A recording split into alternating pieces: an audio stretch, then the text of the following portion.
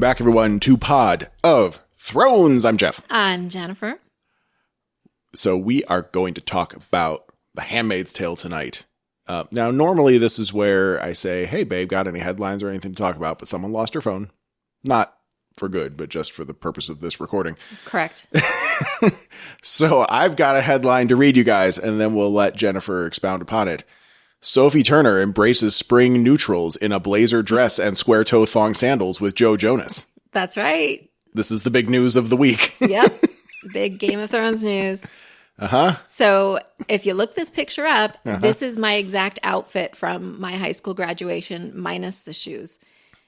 I think I probably had on like Payless pumps or something. So you wore a blazer dress to your high school graduation. That seems very... What year did you graduate? No, wait, we shouldn't say that. Oh, I don't know. That's like asking a woman her age, but too late. I guess you just outed... Do you want me to bleep it? No, it's fine. Okay. I was going to say, like, a blazer dress seems very, like, power executive woman, like, from, like, 80s movies and stuff. Like, did you have shoulder pads? Yeah. Okay. So it was right at the end of that era, I guess, right? Did you have, like, spiky hair? I had a little bit big hair. A little bit big hair. Okay. Yeah, like I had the new wave kind of thing going on the front, although that might have been like the year before, but no, I had a perm. Like the bangs that are kind of curled upwards? Yes, I had the curled up bangs and a perm. A perm? Mm-hmm. And my hair was like kind of shoulder length, so it was... I look like the working girl. It is hard to picture you with a perm. Have I seen a photo of you with a perm? I don't know. I'll pull out my high school graduation picture. Can we post it? Maybe. I don't know. I don't know what it looks like. We could do my... no, because that wouldn't be in my graduation. I was going to say we could just do my high school picture from my book, from my yearbook, but... Probably different hair, because that's taken like 8 months earlier. Yeah. Yeah. Okay. Well, look forward to that, everybody. If she can find it in the next day or two, it will be on Twitter at least. Oh my gosh. Make sure you're following us on Twitter. At Code Free Weekend. Or at Pod of Thrones. Whoever posts it, the other one will definitely retweet that, because that's going to be amazing. Okay, I'm pulling out your high school yearbook pictures. Hey, let's see what we find from you first. Do I have a yearbook here? Oh my God, I think I do. We're doing it. It's High School Yearbook Challenge, everybody. Is that a thing? It is now. It is now. Everybody post your picture. Okay, the Pod of Thrones High School Yearbook Challenge. Yep. Maybe we should set a goal. How about this? Like, if 10 people will submit or tweet, email, whatever it is, if 10 people can show us their high school photos, we'll show ours. No, what? That's not fair. Okay, well, look. Okay, how about this? Because I have seen some photos of you from the high school days, and still pretty hot. Like still pretty hot. Like I'm more hot now than I was then. Well, potato. Okay. But like, I'm not counting COVID, but I'm generally comfortable with how I look now, but I don't look good in high school. So how about this? We'll start the game by putting out whatever photo you dig up. And then if 10 people reciprocate, and maybe we can make a collage. If it's not tweeted, maybe we can make like a listener collage, and then we can put up mine. All right. How about that? Sounds good. Okay. The Pod of Thrones Yearbook Photo Challenge. Yes. We'll see how long it takes. What should we call it? # Yearbook Photo Challenge. Yeah, we'll update in a couple weeks. We'll see how far we've come. So whether it's... I know where the pictures are. Just got to find the box. I mean, like, I know what box they're in. I just got to find the box. And we do have international listeners. I don't know if yearbooks are just an American convention or not. So anything from your high school days will do. Sure. Like just a good, like a portrait photo. If I could find all of my yearbooks and take a picture of the progression. All 4 years? Well, our high school only went 10th through 12th. So just 3 books, 3 pictures. Okay. Yeah. Or I went somewhere else during my freshman year. I don't know. Anyway, it was a rough. I moved like 6 times in a span of 2 years. That's a lot. Yeah. I moved around a lot as a kid, but not like that. Yeah. Yeah. Okay, so So Sophie Turner's wearing my outfit. I was the trendsetter. that's right. Mm-hmm. I'm proud of her for taking after you. Me too. I will. I'll bookmark this and I will get in touch with her agent and say she obviously stole the look from 1990 Jennifer. We need to talk to her about this fashion. Should we call it theft or I'm sure there's a commercial licensing some issue kind of here. piracy? I mean, she stole your likeness, so Yeah. right. Yes. Okay, we'll work on that. Minus the perm. See if we can parlay that into an interview. Oh, okay. So anyway, that was our Game of Thrones corner. I'm glad we had something. Let's talk about Handmaid's Tale. Yes. I need to start this with some shade, Okay. as the kids say. We need to shame, at least, Hulu. Shame on Hulu. You know, we've talked about how, like, HBO was not prepared. They ended Game of Thrones, didn't have anything else ready to go, whether immediately, like within a year. When Walking Dead ends, they have Fear the Walking Dead ready to go. And then there's a relatively short gap between when there's no Walking Dead. Now they have a third show. Fuck. Yeah. But HBO didn't even have anything ready for the next season in the Game of Thrones universe. They were just starting to work on it. We've talked about that. I don't understand. Maybe they have a really bad head of stuff. Yeah. Maybe. Chief. But I say that because Hulu went the opposite direction. They managed to make it reasonably on schedule, even with COVID. They got Handmaid's Tale done. And then instead of they have all the right and reason and sense to pace themselves, but they didn't. They put out 3 fucking episodes on the first day. Yeah. Why'd they do that? Why'd you do that? For when you want to go show by show and dive in and figure shit out, it's not cool, guys. Well, we couldn't just have not watch. Self-control. No. Do we? We do. Do we? We are of free will. I don't know about that anymore. I think media pretty much controls us. Well, don't let it. Don't let it control you. All right. So we have a lot of ground to cover. That is the point. And we're going to see. Hurry up. We're going to see what happens. We'll start with episode 1. We'll see how long it takes us, and maybe it'll be a 2-episode episode. Okay, let's go. And if not, that's okay too. Let's do it. But we got to catch up. Come on. Okay. All right. So episode 1, Handmaid's Tale season 4, episode 1, called Pigs. I only remember one pig, but maybe they're talking about someone else. Okay. So let's cover the little bits. Okay. We had, in Canada, we had Serena and Fred being, sequestered. They were in a conference room and they're trying to figure out their own legal strategies, but they're also fucking each other over now. So whatever. Right. They're not exactly buddy. And they're in this is this really what Canada jails look like? I don't think so. Jeez.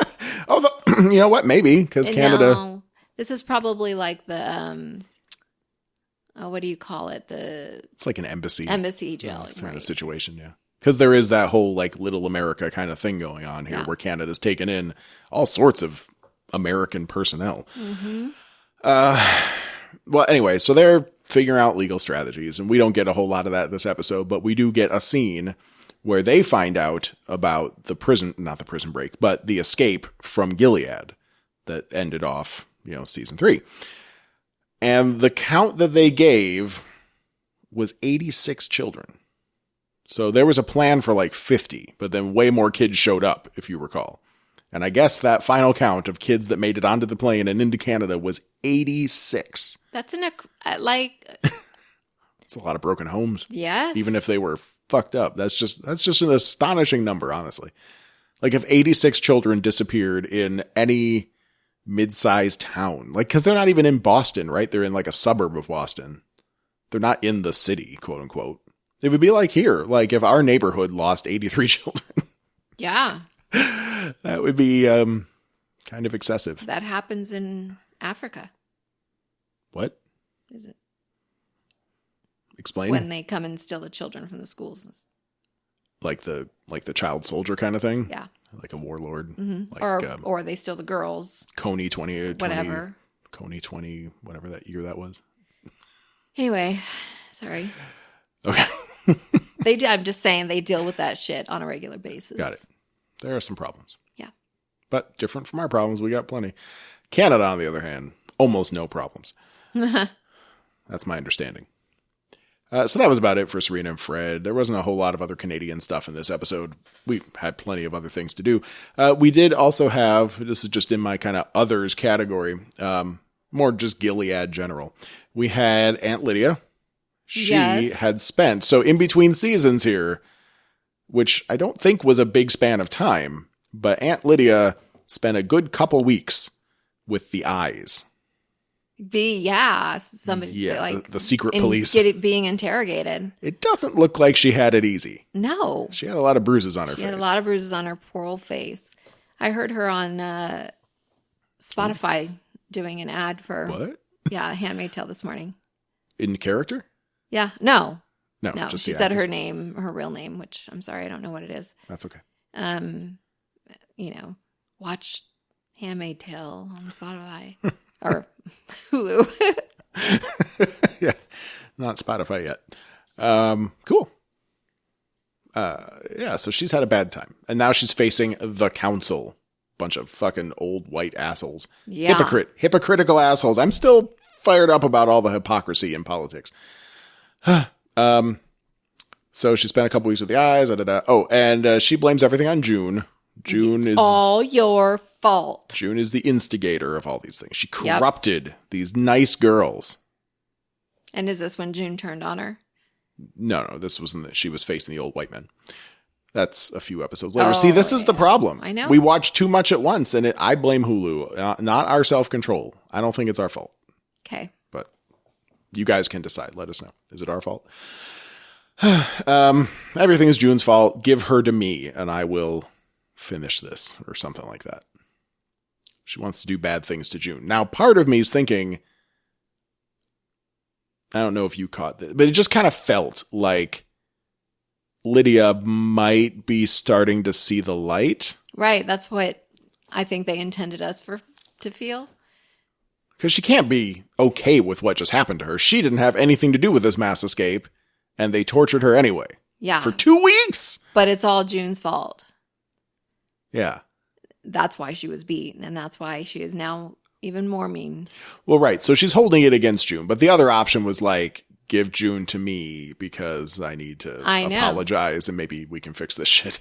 And help her escape. And we'll see what happens. Wink, wink. Yeah. Yeah. We'll see what happens. But I think it was intentional. It had to be, right? To give us that feeling like Lydia was maybe shaken on her faith a bit. She should have been.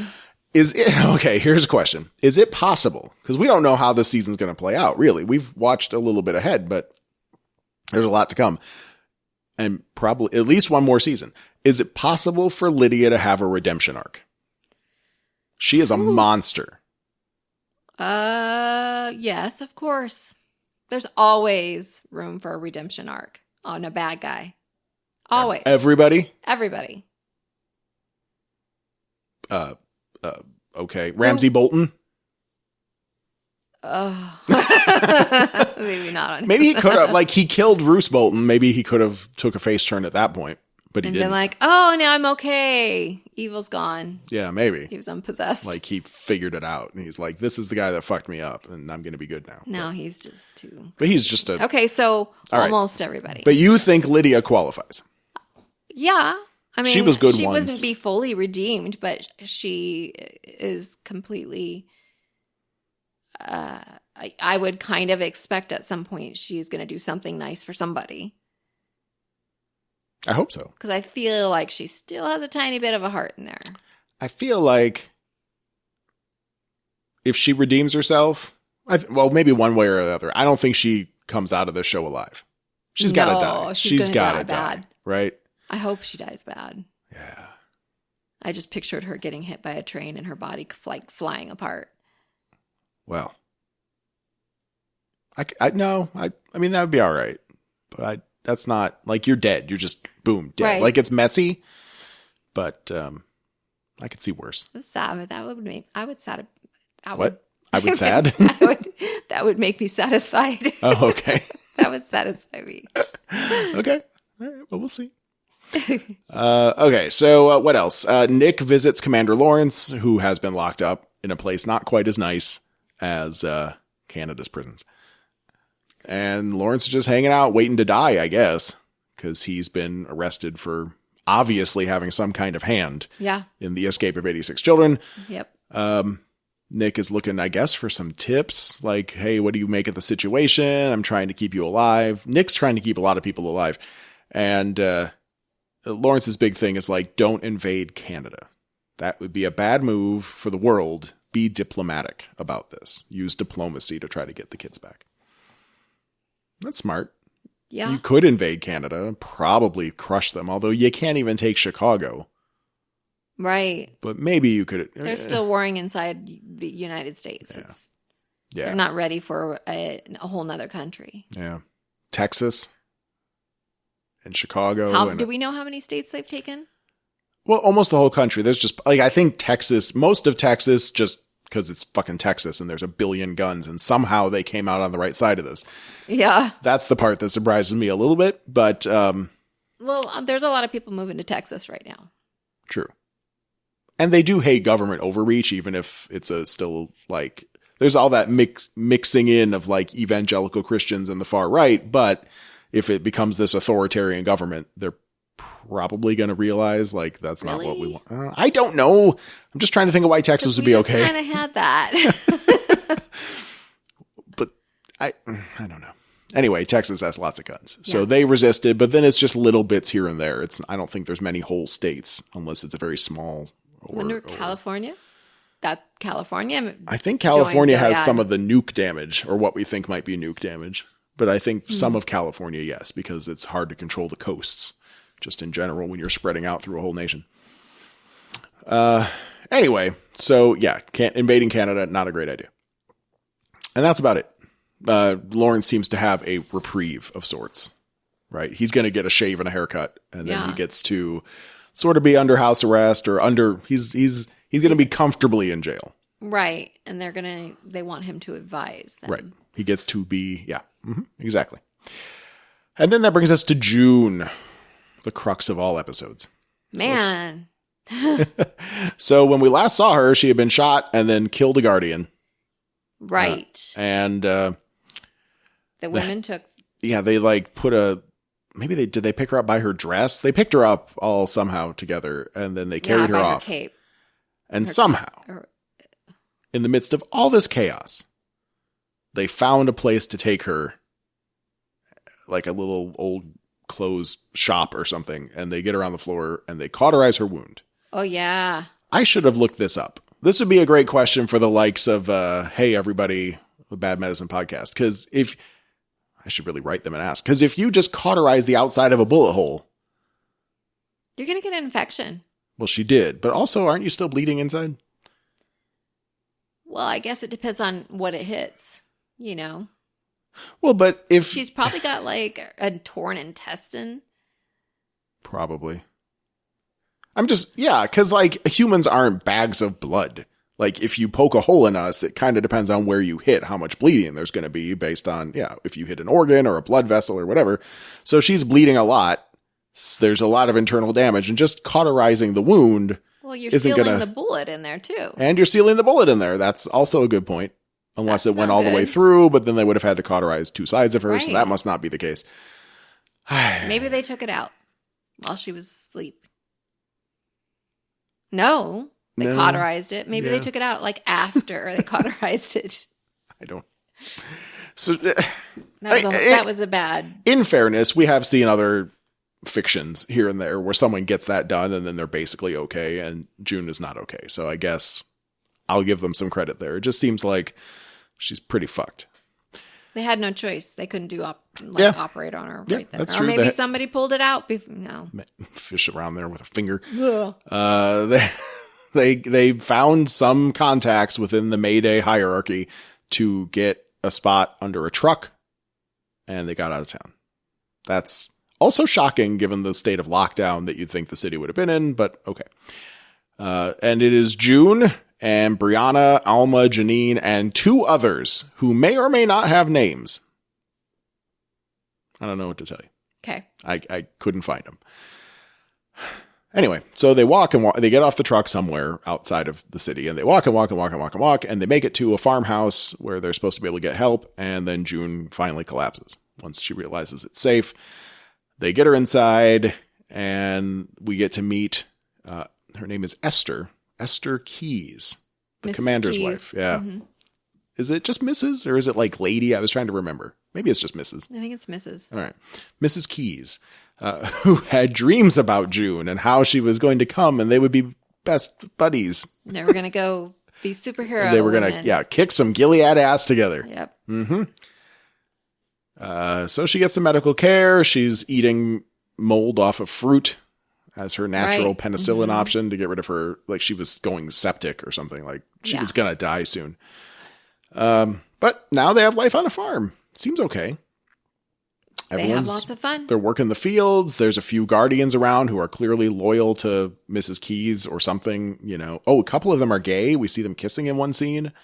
So so that would make them, what do they call it? Gender traders? I don't remember that. It was in like the middle of this episode. There's like a little party going on in a barn. Oh, yeah. And there was 2 guys kissing. Yeah. So this is a place for people to go and be safe because Mrs. Keys don't care. I guess so, yeah. Yep. She hates Gilead. And how do you get that assignment there? I don't know, but good on them. Mm-hmm. Congratulations.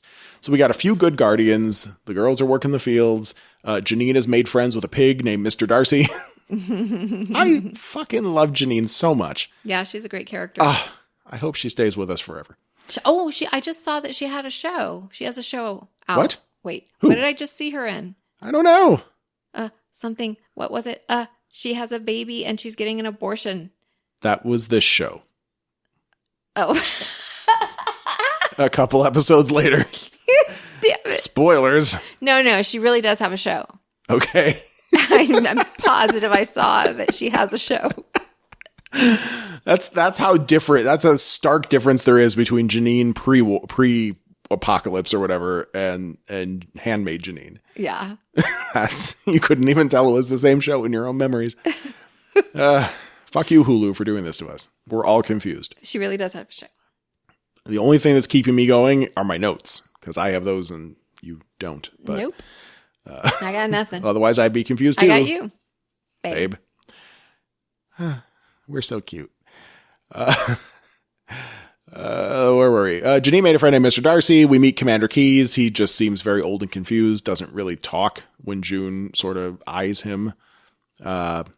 Esther seems like she's going to be best buds for like half of a minute of conversation. Right. And she's all like, when are we going to do to Gilead next? What's going to happen next? This is Mayday or whatever she says.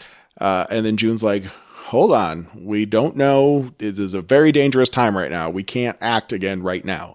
And Esther loses her shit. She's like, fuck you, man. I'm the lady of the house. Yeah. You're here because I said you can be here. Woo. Esther. She's a little pistol. She's a little rough. And she's like 15. Even... Maybe. I think they say she's 15 at some point in the show. She looks even younger. We were just watching an episode of Modern Family where there's this big football player dude that winds up staying with these guys. And I saw the name in the credits. I'm like, Winston Duke. I know that name. And I looked him up and he's M'Baku from Avengers. And he's a high school senior in Modern Family. Like a year before he was M'Baku in Black Panther. Right? Yep.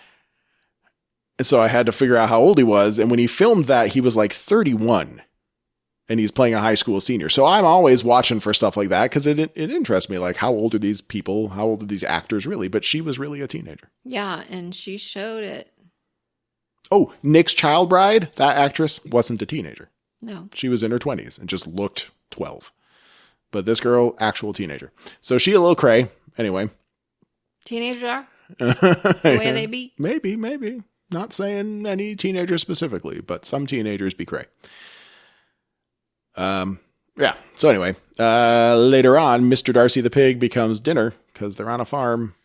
Yeah, this happens. is a pretty sad scene. And Janine cannot eat Mr. Darcy, so Esther loses her goddamn mind again. Mm-hmm. She is Makes hard to her work with. Eat him. Yep, Janine has to eat part of Mr. Darcy and get sick.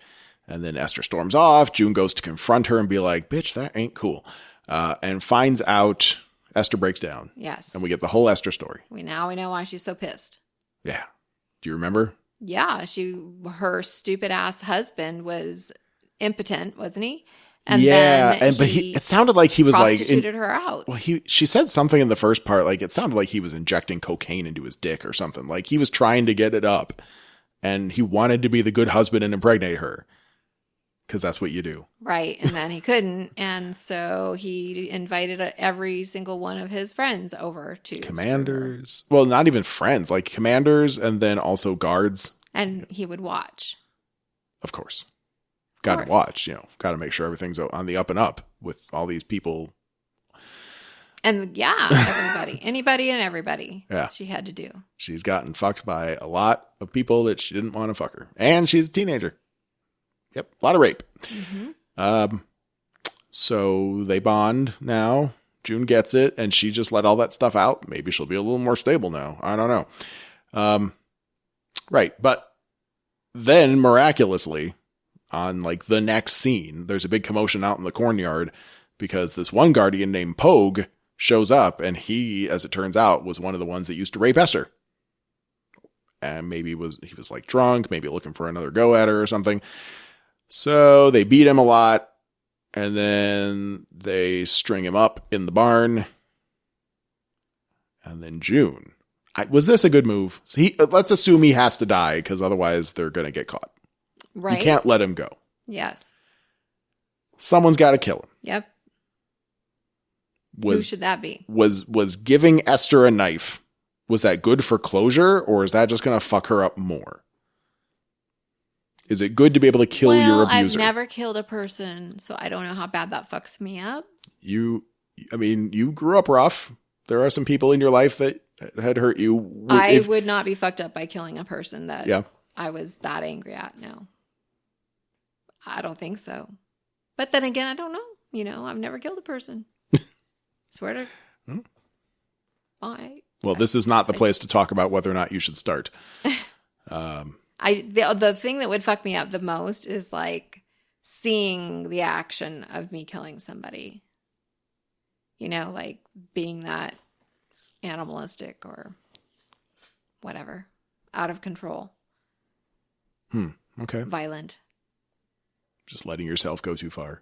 Yeah, but like Catelyn Stark. Catelyn Stark. What did she do? When she had to watch all of her children be murdered. Oh, at the Red Wedding? Yeah. Oh, okay. I think I probably could have murdered everybody that.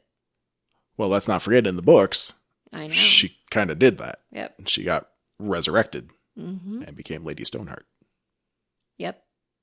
Thank you, Lore Master Kevin, for teaching us that. For I have been too lazy to read. I was reading about that actually recently. Lady Stoneheart? Yeah, I was reading about. I can't. I can't. Okay. We'll go on talking about this forever. Fair enough. We could do your research. We could do a little mini episode about that. Alrighty. So yeah, Esther winds up stabbing that dude a lot of times until he stops breathing, and then probably stabs him some more. And then in her blue Mrs. Commander dress, covered in blood, comes to June's bedroom. To cuddle. She spoons. June's the little spoon. Yeah. But June, I can't tell at this point then if June is then trying to help her or if June is manipulating her. Right. It seems more like manipulation to. She does get that evil smile on her face, but is it? No, it's about her daughter. It's like she's relating to her daughter is what I took from it then. Now looking back on it, it's kind of all evil. And is it evil? I don't know. I mean, even if you're manipulating her so that you can be safe at this farm, she's still benefiting. Yeah, you're helping Esther, kind of. Yeah. Until someone comes looking for that guardian, but there really wasn't any other choice. That's Yeah. Yep. And that was it. That was episode 1. That took us barely any time. Good. I think we should do a 2-episode I felt episode. like it took us an hour. We are at 30 minutes of recording. Nice. Let's keep on rolling. All right. Well, we're just if you are not like us and you have started watching Handmaid's Tale, but you're not going just episode by episode and not binging it because the fuckers at Hulu put out 3 at once, this would be a good time to pause. Go watch episode 2. You can always come back to your podcast later. Your app will remember where you left off. So we're just going to move on ahead. Let's do it. To Handmaid's Tale. Take 2. Handmaid's Tale, season 4, episode 2, called Nightshade. Oh, yeah. Deadly Nightshade. That was a good impression. Name that movie. Good. What? Here, I'll just drink some water while you think about it. I know what it is. There are podcast listeners screaming at their radios right now. My brain is like picturing it. I just can't think of Jack Skeleton and Sally's name of their movie. Well, you're right there, too. I know. Nightmare Before Christmas. Yes. I kept thinking opposite of Christmas. We went to the stupid... Wouldn't that be Hanukkah? Oh, no, that was it the Beetlejuice house? The Beetle House. Oh, Beetle House. Yeah. It's a restaurant in Los Angeles. Go on. Well, it's a themed restaurant, and that part of it is Nightmare Before Christmas. Some of it is Edward Scissorhands. Some of it is it's all themed after a particular director. Oh, my brain is not all right, working. I thought you were. Please. I was trying to get you. Tim. Yes. Burton. It's okay. It's okay. We Burton. don't want. I was going to say Burnsworth. Tim Burnsworth. I like him. He sounds like he'd be cool. Buttersworth. Buttersworth. Sorry. Yummy. Let's go back to the. So, Handmaid's Tale. Nightshade. Let's do what we did last time and start with Fred and Serena. Just get them out of the way. Although, actually, no. You know what? Let's come back. We'll make them priority number 2. Let's talk about Canada. What else is happening in Canada besides Fred and Serena? The Canada crew. What? Wait a second. I just have to say something real quick. So, when I first started my new job, somehow, of course, everybody found out that I had the stupid podcast, and I think you told them, but go on. Our Christmas party, and I was the one that put it on, and somebody said, "So, Jennifer, we hear you're the Game of Thrones podcast expert." And I was like, "Well, no, not really. Why?" And they're like, "Well, who was the guy that I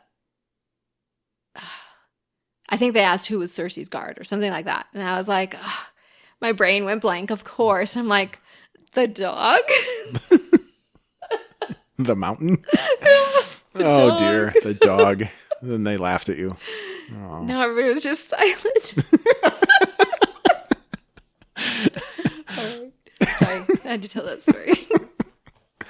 Oh, God. I hope you can make up for that at the next holiday party. No. In person, probably. Maybe. 2021. Everything's coming up Millhouse. Okay, so in Canada, we get back with Rita. We get to see what she's been up to. Whew, Rita, messed up woman. She is damaged. Very damaged. She should be, I mean, I would think, like, she should be mentally better off than any of the handmaids, right? Well, we don't know how they make Marthas. They do make them all like, no, did they?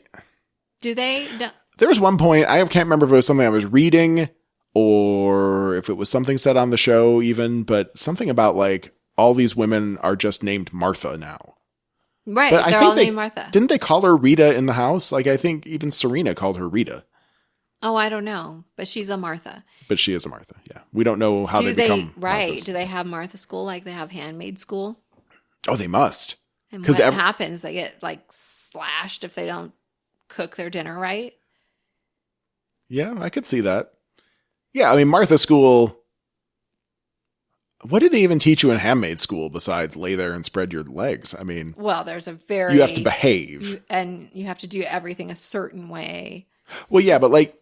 The hat has to come off only at certain times. Oh, yeah, that's true. There is that kind of shit. You have to know what that siren means when you have to like go to a place and then stone people. Right. There is a lot of... You're right. There's a lot of like ceremony. There's a lot of ceremony to learn, but they also have to break you because you're going to be a rape victim for the rest of your life. Right. But the Marthas just need to learn how to cook and clean. But you're going to be a servant the rest of your life. You're going to be a servant the rest of your life. And you're probably going to be subject to people like Serena. Yes. So I guess there's still a behavioral component. Maybe they do have to break you. I mean, at least you don't get raped. Right? Right.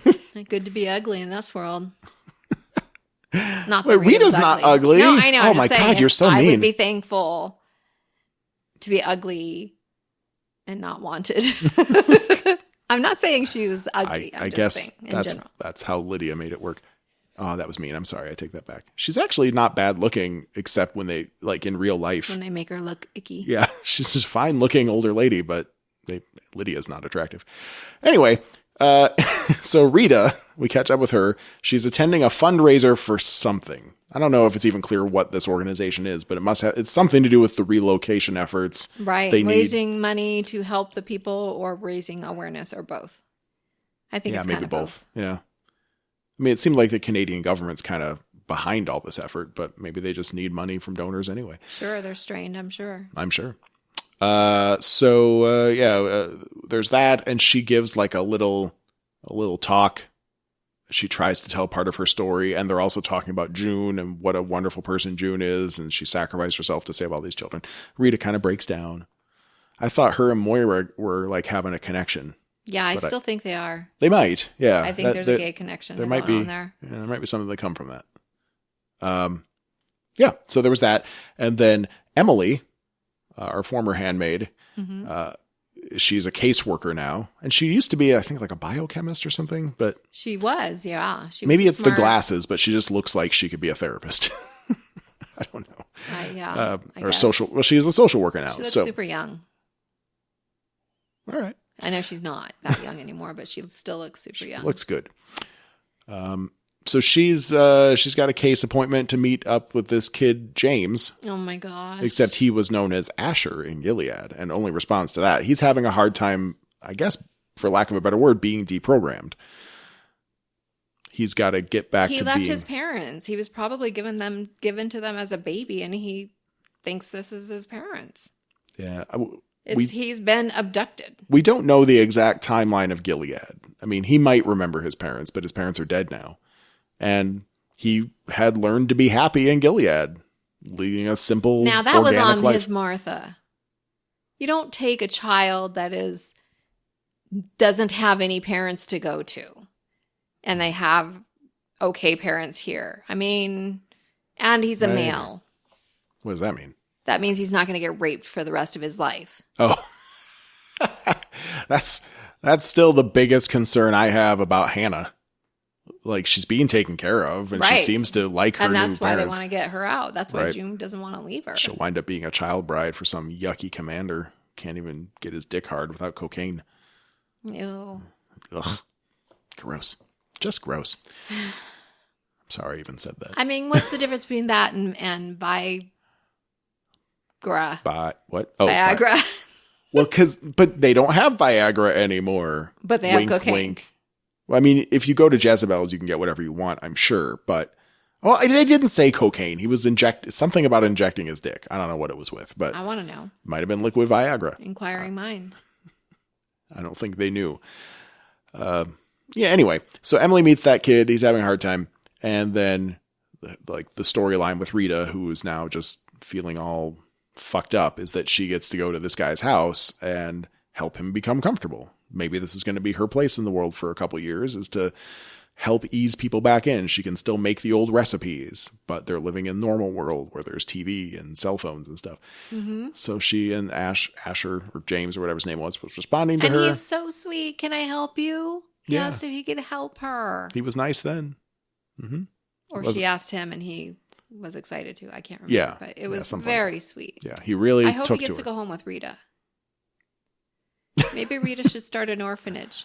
That would be great. Happy Rita, kind Rita's home for Gilead transplants. Good. Yeah, that's not very good. What is that? I'm not in marketing. RHS. F. This is not good. Herfed. Right. Okay. How about Fred and Serena? Serena gets the very invasive looking physical. She is buck naked. Does that ever happen to you getting a physical? Well, I mean, I usually have a gown on. Okay. Well, she didn't. I don't have to stand up and have them take pictures of me. Yeah. That is pretty intense. Yeah. Does that happen? Like, why did they have to do that? Maybe it was part of her legal case. It was part of the beating. They were checking her for abuse, I think. But right. And they were interviewing her while she's naked and asking her about her relationship with Fred. Was it monogamous? They're being so mean. Like, of course it's not Well, they were being very clinical, I think. No, they had a mean tone. Not a clinical tone? No. Okay. I'll believe you. But Serena did seem to know, and I don't know if she knew this before or if it was something she recently kind of put two and two together, but she talked about the whole Jezebels thing and how Fred would go there a lot and fuck a lot of chicks. Yeah. Like How could she have lived with that? She didn't have a choice. She made the monster. Doesn't make it. She didn't say it was okay to go to Jezebel's. She has, right, that's true, but she has a lot of share of fault in the big picture of what happened. It got out of her control, but she did help start it. Yep, make women subservient. She had no way to get out. Also, they ask about her finger, and did Fred take your finger? And she's like, well, I mean, he didn't use the knife. Yeah. Yeah, she was still making excuses for him. Yep, it wasn't his fault. Right. Not directly, she said. Mm-hmm. And her lawyer later is trying to get her to build up this case of abuse that she suffered so that she can get off, from the charges against her. And she's like, no, I don't want to do that. I have a plan to get Fred to drop the charges against me. And she meets him in like a chapel, I think, and they talk a little bit and she tries to sweet talk him. And he's like, bitch, you don't have that power over me anymore. Except nowhere near that cool. Yep. He's just like, Serena, you can't. He's just a very, very flat. He's not likable. Right? Well, no. He's not supposed to be really, likable, I guess. Yeah, he doesn't I thought he was going to be okay back when they were playing Scrabble. I was like, hey, maybe this guy will help her. Yeah, maybe he's the good guy in all of this and he's misunderstood or whatever and he has to put on a good face, but right. He understands that women can read and he regrets whatever. Yep. Nope. He is a bastard. Anyway, so then and he hits her with like, Nicole's not your daughter. So there was that. And then there was supposed to be some other meeting that was happening with attorneys or something. And that guy, Mark Tuello, interrupts all that and says, like, you can't have your meeting today. We got to talk. You're pregnant. Bum, bum, bum. Yeah. Serena's pregnant. The moment they get out of Gilead. Mm-hmm. Could that be something? The feelings that were happening and the letdown of your guard. They made love. She knew that this was going to be like the last time, so she was all in it. Mm-hmm. And he was like, oh, yeah. Well, she was seeing, like, she got him out of Gilead and she saw the man that she once loved. Like, they had a moment. Mm-hmm. But also, she knew she was turning him in. And there's that, yeah. This is one last chance to get your dick wet, buddy. There was that. But she was emotionally into it, I guess, in some fashion. Mm-hmm. He was into it. The thing that I feel like we see this all the time in real life, is that you have these super religious zealots that will not get the message. Like, you've left Gilead, you're acting like normal non-monsters for like 24 hours, bam, you're pregnant. Right. Shouldn't that be a lesson? Like, if you believe in God, right, and your lives have been non-stop stress and frustration since you started this operation, and then you leave that operation and bam, pregnant. The one thing that you've always wanted. It would be a sign to me. I feel like that happens in real life too. I mean, all the shit that's gone down these last 4 years. Yeah. Well, that happened with my real life. Like, I wanted a child really, really badly. And then the moment that I accepted that I wasn't going to have children and I came to peace with it, pregnant. Bam, pregnant. Yep. We hear that. There's a lot of stories like that. Yeah. But for me, just in terms of how it ties to religion, like take the message. God God doesn't talk, right? He just sends messages to people. That's the fucking message. But then there's still a lot of room to go here. I mean, non-viable children, mutant babies. I was looking at the wiki for Handmaid's Tale. I just want to mention this to you real quick because I don't think this term came up in the show. Maybe it was just the books, but there's a lot of non-viable children. That was part of the problem. We had a problem getting pregnant, and then a lot of women that got pregnant, their babies were not viable. Mm-hmm. So the people like June, rare, right? I found a term while looking through some stuff about handmaids, a term called shredder. Whoa. Yeah. What's that? That sounds like what they did to me when they took my uterus out. It was in reference to a handmaid that died while giving birth. Apparently, these babies, the unbabies or unchildren or whatever they're called, sometimes they come out really wrong. Like they're not just not viable children. They're like mutant children. They're like monsters? I guess. I didn't find anything that has a description. That's what they're calling the baby? Because it shreds you from the something inside? Goes horribly wrong, and then you're definitely going to die while giving birth, I guess. Oh my gosh, now I have to read the book about it. I got to figure out what I was just thinking, I have some credits on Audible. I should probably get the audio. Yes. I feel like we could listen together. Part. No. How? I don't know. Step 1, how? Step 2, no. But search it in a PDF, and then we'll go to where we think that is. We could slowly listen to it here and there when we're out and about together. I don't have time for that. It'll take us a year, but we'll get there. Anyway, that term blew me away. Hey, if you guys know what shredders are, if you read the books, please tell me. At Kids Fair. Weekend. That is fair. On Twitter. Yep. Okay, so let's talk about June in episode 2, Nightshade. June's area of the world. So we have some guardians. They're looking for Pogue, this guy that went missing, and they think he might have been around this farm where the Keyses live. Mm-hmm. Commander Keyes is not... Go on. He's not doing so hot. He's like drooling, basically. Not lucid might be one way to put it. He seems to have had a stroke, is what I thought. He's having a hard time moving around, having a hard time talking, very confused. Can't talk, very confused. Thinks she's trying to hurt him. Well, he didn't even necessarily, like, maybe there was a little bit of fear in his eyes at one point. Well, he told June. Did he? Oh, yeah, he said. Oh, that was after the Guardian part, though, I think. Yeah. Was it after? I think so. He doesn't even know who she is. Yeah, he doesn't remember her name even, but like she's scary or she's mean or something like that. Right. He said she scares me. Yeah. And June's you should be. Yeah. You should be scared of her. But these guardians, they get rid of the guardians. Like Mrs. Keyes does most of the talking, and they haven't seen Pogue, but they'll keep an eye out for him, yada, yada, yada. But this makes June feel like we got to move. Mm-hmm. I mean, they already came and went. Maybe they won't come back again. Right. That's what I would tend to think, but she thinks it's only a matter of time before they come back around. And it's only that old dude and Mrs. Keyes. There's nobody else there to get hurt. Yeah, just all the farm workers.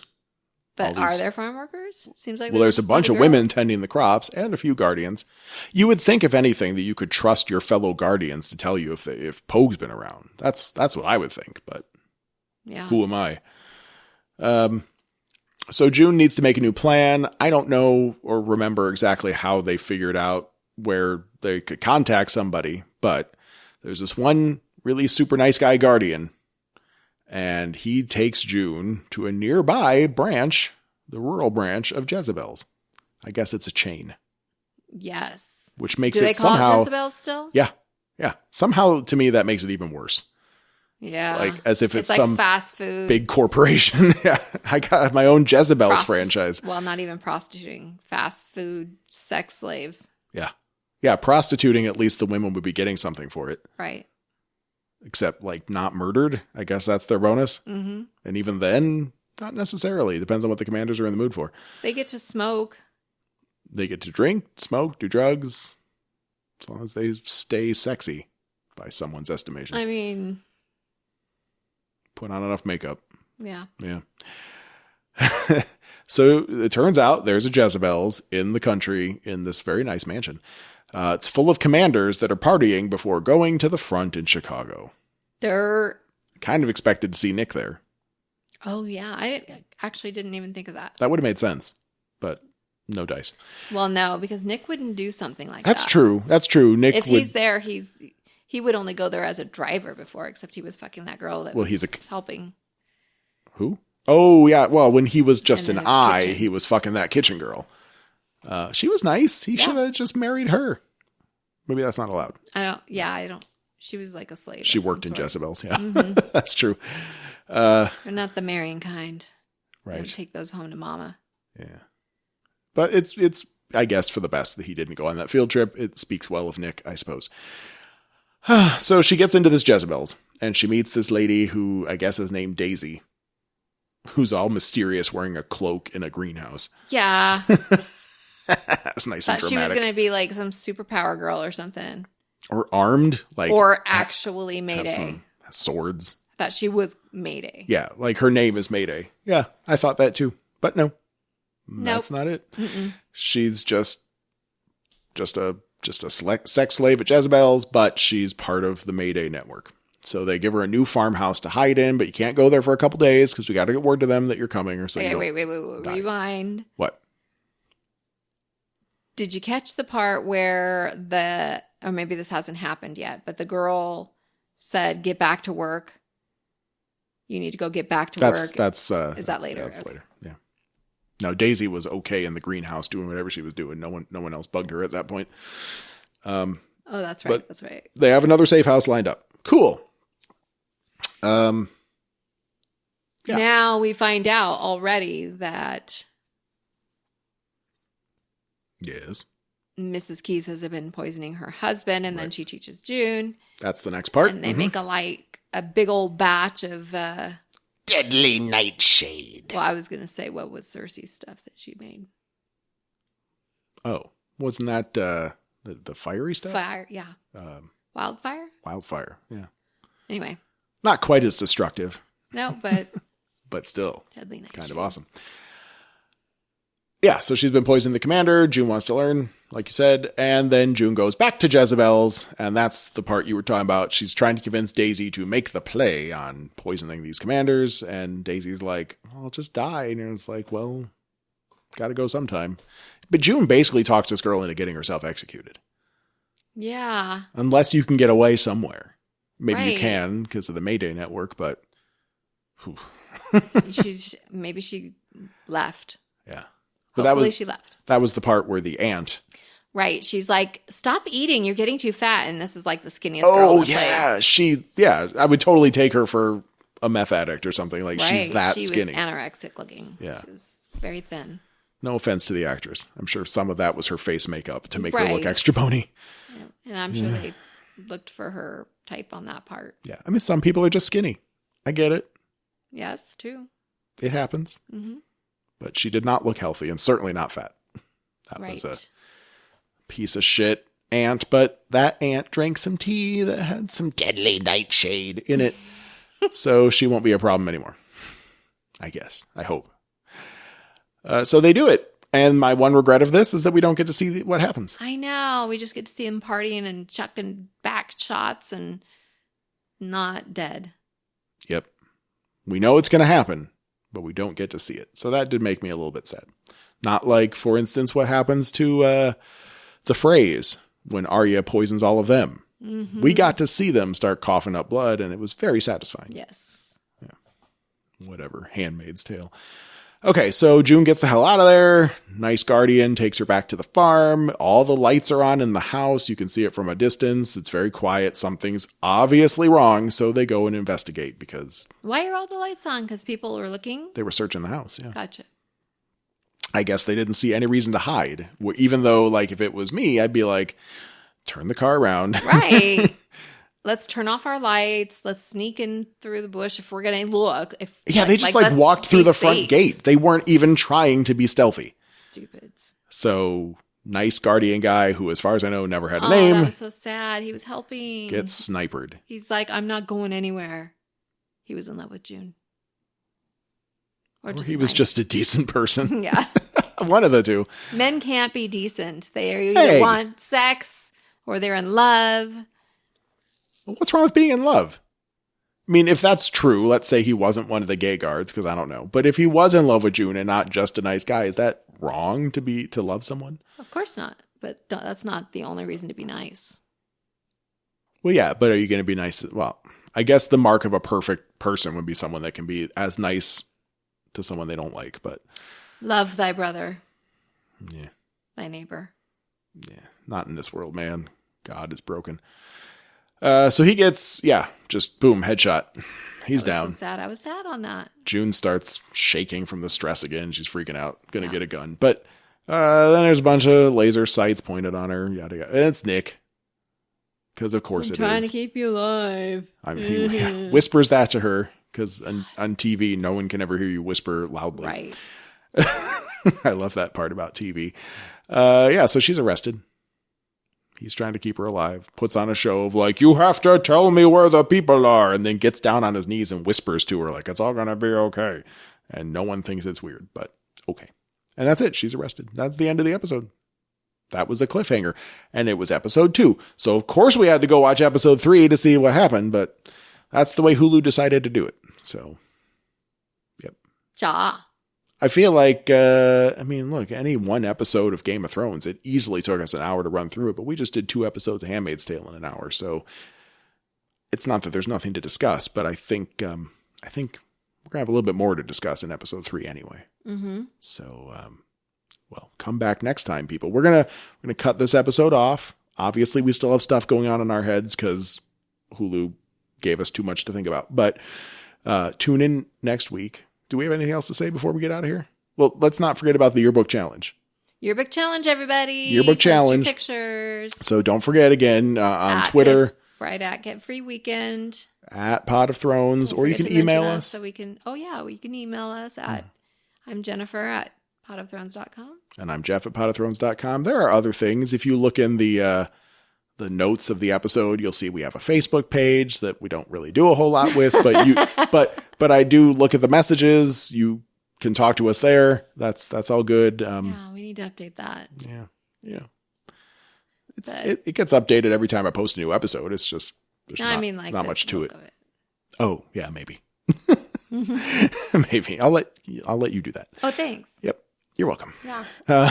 So anyway. We'll be back next week with more Handmaid's Tale talk.